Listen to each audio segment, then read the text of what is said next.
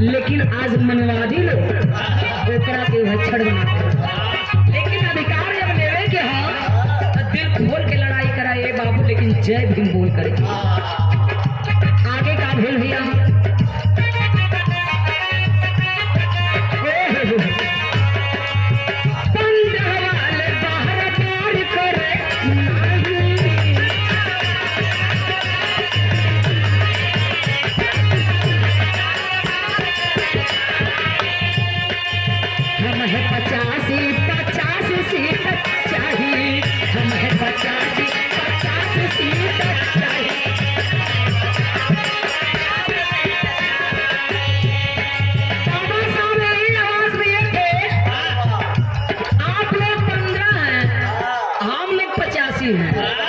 तो ठीक है, जब हम लोग 85 हैं तो 85 सीट तो होना चाहिए ना बाबूजी।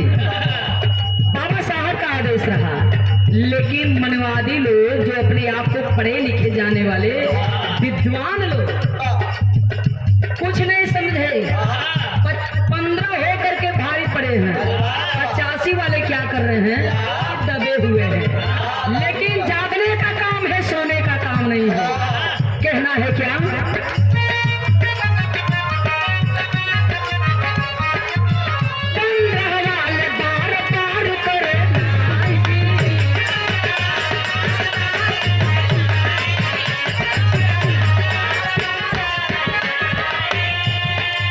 हम है 85 सीट चाहिए।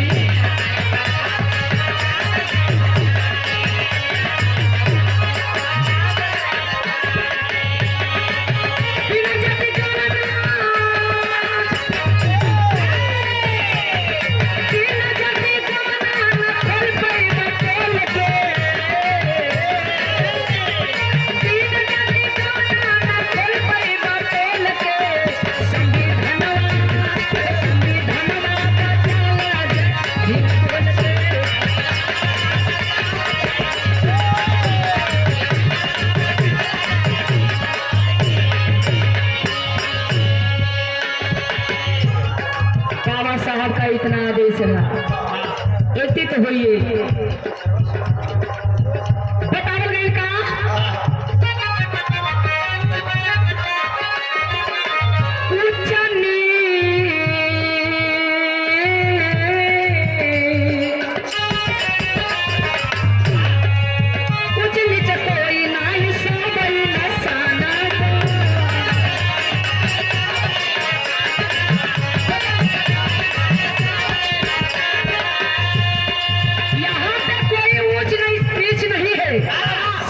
इंसान है। भगवान ने एक ही सांचे में हम सबको ढाले हैं, एक ही हाड़ मांस है, न तो यहाँ पे किसी का ब्लड नीला है, न तो पीला है, न तो काला है तो क्या है, रेड है, लाल है। अरे बाबू, बताया जाता है यहाँ पे कोई ऊंच नीच नहीं है। बाबा साहब कहे हम सब एक समान है। कहना है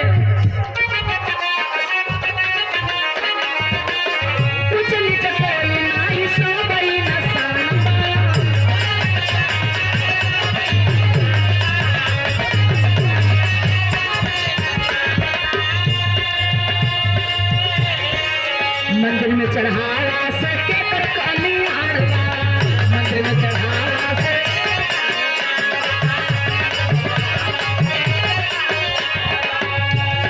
मनवा के समाज पट जहर बोल के, मनवा के समाज पट जहर बोल के, संविधानवा बचाओ बोल के।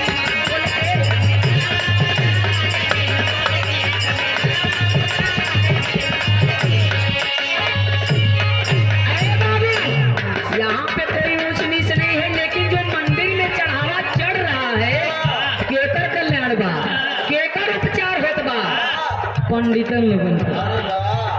पंडित लोग जितना हुआ, जितना विद्वान अपने आप के बनत हुआ, आजकल के साधु संत लोग वो सबका कल्याण बा, वो सबका बाल बच्चा सुखी में हो। आज हमारे गरीब भाई, दलित भाई, ये जितने 85 वर्ग के हैं बाबू, कोई सुखी में ना बा, कुछ न कुछ पीड़ा जरूर बा। लेकिन इस चीज को छुड़ाने के लिए आप लोग कृपया करें, एकत्रित होइए।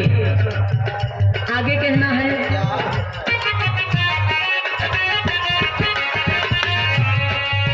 अरे जब ले पे दे दाए बाबू ये भैया, ये समाज के लिए मैं कह रही हूँ, जागने का काम करिए आप लोग। जब वोट का समय आता है तो ये आप लोग झुक जाते हैं, सही कह रहे हैं, लेकिन ऐसा होना नहीं चाहिए। अरे जब ले वोट देबा तब ले रहा हिंदू,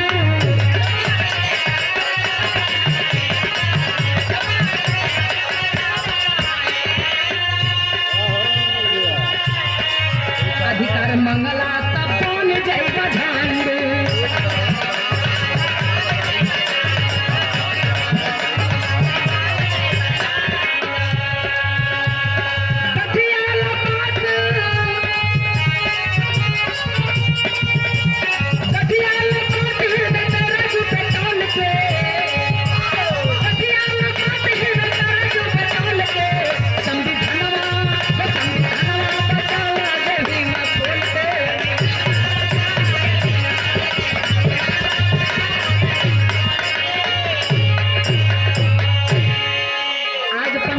करते क्या है, किसी भी का वोट का समय आता है, इलेक्शन का समय आता है, चाहे प्रधानी हो, चाहे सदस्य हो, चाहे जिला पंचायत हो, चाहे जिला परिषद हो, जब वोट का समय आवेला ये बाबू तो लोग हमार बिक जाला, हमार भाई बंद बिक जाला। 500 रुपया पर दारू पर मुर्गा पर, ए भैया, लेकिन बाबू इतना पर तो बिक जाला, वोट मांगे वाला तो ले लेवेला, जीत जाला, उनकर विजय होला। लेकिन जौने समय विजय हो जाला, जौने समय गांव पंचायत का काम होखे लगला, गांव समाज का, वो समय जौन भैया मुर्गा दरुइया पीले खैले रहेला, अपन अधिकार जब मांगे जाला तो उस समय गाली दे करके लोग भगा देला।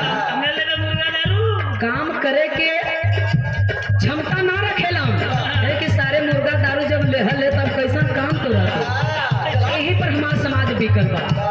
ऐसा ना होके के चाहिए। आगे में तबल गई एक बहुत मार की बात है, मैं कहती हूँ, अरे नारकेश्वर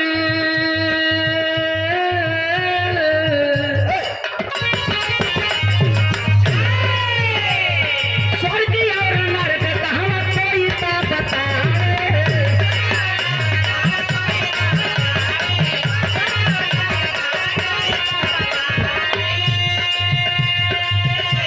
हमार लगी चल के देखा, हमार लगी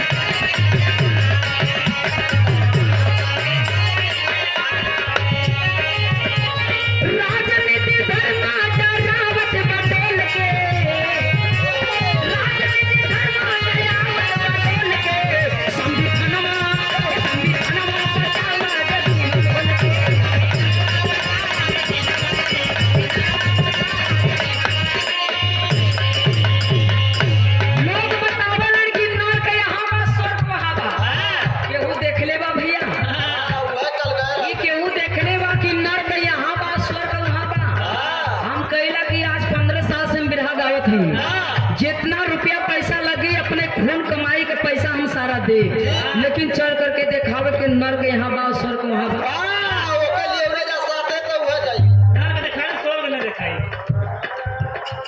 ये सब एक भ्रम का चीज है, भ्रम है। एक चीज में डूबे के नहीं खा। स्वर्ग भी यही है और नर्क भी यही है। अपने कर्म का फल यहीं पे भुगतना है। जो भी कर्म करता है यहीं पे भुगतना पड़ता है। ए बाबू, लेकिन आजकल के देखबा हो तनिका उ फलनवा भैया तने हाट बाट में चलत हुआ, तो जितना अपने लोग दुखी में ना हो उतना दूसरे को सुखी में परेशान हो। कैसे फारी फारम आए तो डकैती डलवाई। तो ऐसा बाबू करके का करबा, कर्म करे के चाहिए, पहले के औकात होके के चाहिए।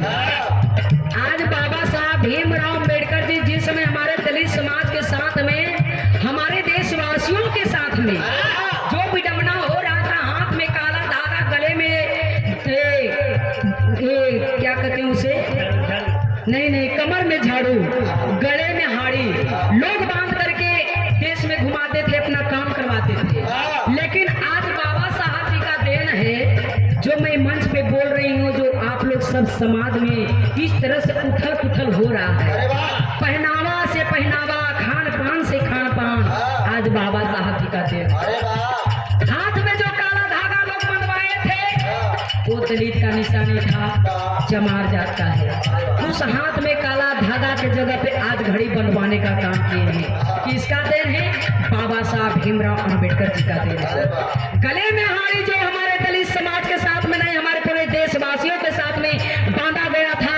ये देशवासियों के गले में हाड़ी इसलिए बांध दो कि जमीन पे थूके ना, इस हाड़ी में थूके, इस हाड़ी में कुल्ला करे। तो आज उस हाड़ी के जगह पे लोग टाई बांध के चल रहे हैं। किसका देन है? बाबा साहब भीमराव अम्बेडकर जी का देन है।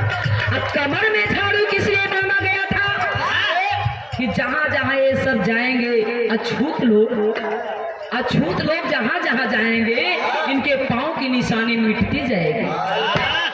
आज उस कमर के झाड़ू जो बांधा गया था बाबू, आज उस कमर में बेल्ट बांधवाने का काम किए कौन?